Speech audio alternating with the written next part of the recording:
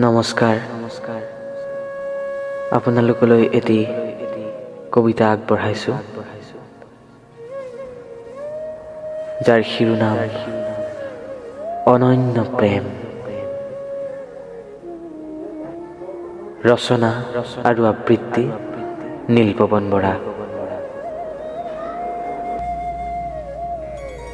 এই শৰতৰ স্নিগ্ধ জ্যোৎস্নাই পৃথিৱীক সাৱটি ধৰিছে।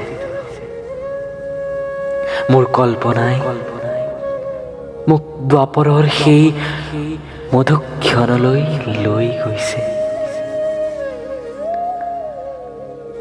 ধীৰ পৱনে বিলাই দিছে বৃন্দাবনৰ কুসুমৰ সুবাস।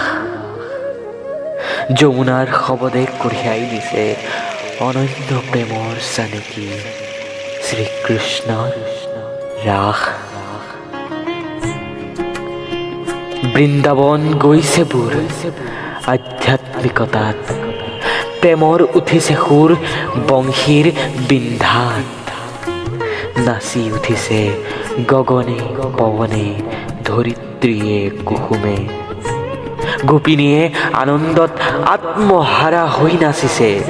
এনে বিৰল এই ক্ষণ যুগে যুগে আত্মা পৰমাত্মাৰ মিলন ঘটিছে। এনে অনন্য প্ৰেম আকুল আকুতিৰে গোপীসৱে কৃষ্ণক মাতিছে। সমস্ত সম্বন্ধৰ বান্ধোন ছিঙি মাত্ৰ পৰম ব্ৰহ্মৰ লগত সম্বন্ধ ৰচিছে।